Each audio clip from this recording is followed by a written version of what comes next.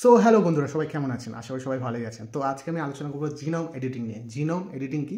মানে আমাদের শরীরের যে ডিএনএ আছে, সেই ডিএনএকে চেঞ্জ করা যায়, বা বলতে পারেন যে কোনো জিনিসকে অ্যাড করা যায় এবং কোনো জিনিসকে রিমুভ করা যায়। মানে একটা যে ডিএনএর যে রেখা থাকে না, এইভাবে দেখবেন, এইভাবে একটা রেখা থাকে। তো সেই রেখাতে ওই যে কোনো একটা রেখাকে পাল্টে সেই জায়গায় আমি আলাদা একটা রেখা জয়েন করতে পারবো। মানে মনে করেন যে একটা কোনো পশু পাখির কোনো শক্তি যদি থাকে, মনে করেন যে আমার একটা মানুষ, ঠিক আছে, আমি একটা মানুষ, তো আমার একটা পাওয়ার লাগবে তোমার বাঘের পাওয়ার বা হাতির পাওয়ার, ঠিক আছে।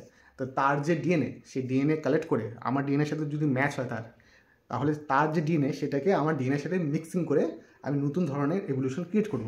বলতে গেলে এটা এক ধরনের এভলিউশনই বলা যায়, ঠিক আছে। তার যে শক্তিটা, সেই শক্তি আমার কাছে চলে আসবে। তো এটা করাটা সত্যিকারে পসিবল, যাকে বলে জিনোম এডিটিং।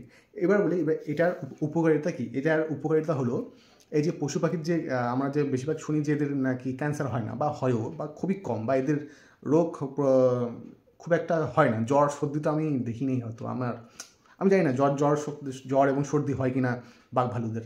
ওকে। তো এদের যেই পাওয়ারটা আছে, যে এদের যে রোগ প্রতিরোধ ক্ষমতাটা এত এত যে বেশি, তো এদের যে এত বেশি পাওয়ার, সেই পাওয়ারটা কালেক্ট করে আমরা কিন্তু নতুন ধরনের এক ধরনের স্পিসিস হতে পারি এই জিনোম টেকনোলজির মাধ্যমে। এবং মানুষের বিভিন্ন রকম ভ্যারাইটি আমরা দেখতে পারবো, যেমন বাঘের পাওয়ারে কোনো মানুষ, হাতির পাওয়ারে কোনো মানুষ। তো এটা করাটা খুবই পসিবল। তো আমি চাইবো জিনোম এডিটিংকে খুব কম্পালসারি করা যাক, এবং তাকে সেই নিয়ে একটু রিসার্চ করা যাক। আপনাদের কি রায় একটু অবশ্যই কমেন্টসে অবশ্যই জানাবেন।